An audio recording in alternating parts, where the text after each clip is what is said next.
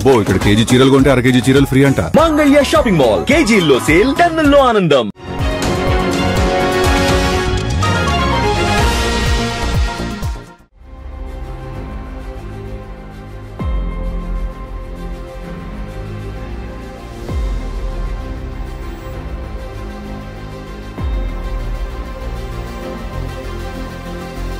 Cutout చిన్నదైనా content చూసుకోమంటూ సవాల్ విసిరాడు.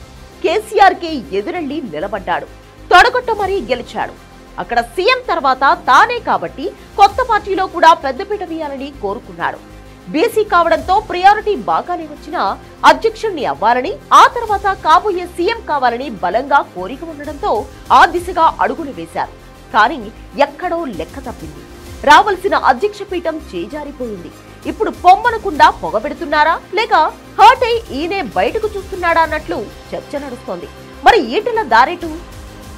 ఈటెల రాజేందర్ అప్పటి టీఆర్ఎస్ లో నెంబర్ 2 అనుకున్నాడు. కానీ హరీష్ రావు అంతటి వాడే పక్కకు జరగాల్సిన పరిస్థితులు చూశాడు. కేసీఆర్ అపాయింట్మెంట్ కోసం ఎదురు చూడాల్సి వచ్చింది. తనను కేసీఆర్ పక్కన పెట్టారని తెలుసుకోవడంలో లేట్ అయ్యాడు. తెలిసాక ఇక ఉండలేకపోయాడు. ఈటెల లాంటి వాడు బయటికి పోతే తనకు చెడ్డ పేరు వస్తుందనుకున్న కేసీఆర్ ముందు ఈటెలనే చెడ్డవాడిగా చూపించాలని ఆగమేఘాల మీద కేసులు పెట్టి హంగామా చేశాడు. ఇవన్నీ ఈటెలపై సానుభూతి పెంచాయి. అందుకే ఉప ఎన్నికల్లో కేసీఆర్ ఎంత ప్రయత్నించినా ఈటెల గెలిచాడు.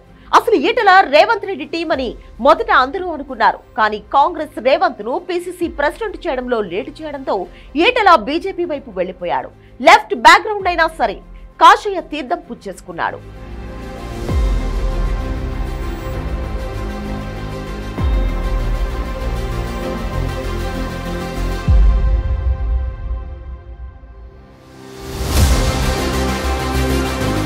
అక్కడ బండి సంజయ్ మంచి ఊపులో ఉన్నాడు. తనదైన దూకుడుతో మాస్ ఇమేజ్ తెచ్చుకున్నాడు. అయితే టీం వర్క్ అనేది బండి సంజయ్ కు లేదనే పేరు ఉంది. ఆ కారణంతోనే ఈటెల ఇక్కడ కూడా హర్ట్ అయ్యాడు. బండి సంజయ్ మీద హైకమాండ్ కు అప్పట్లో కంప్లైంట్లు చేసింది ఈటెలేనని ప్రచారం ఉంది.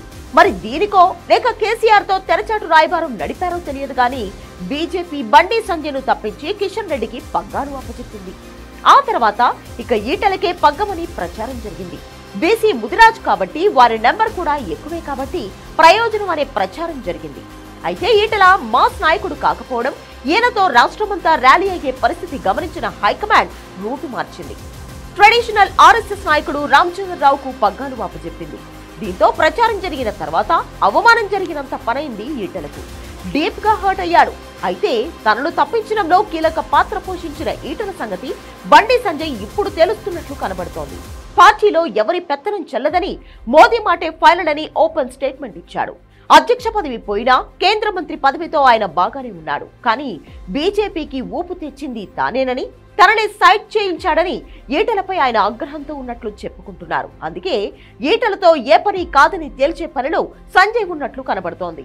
దీంతో ఈటెలకు ఏం చేయాలో తెలియడం లేదు. ఇప్పుడు బీజేపీలో కొనసాగే పరిస్థితి కనబడడం లేదు. అటు బీఆర్ఎస్ లోకి వెనక్కి వెళ్లే సీన్ కూడా లేదు.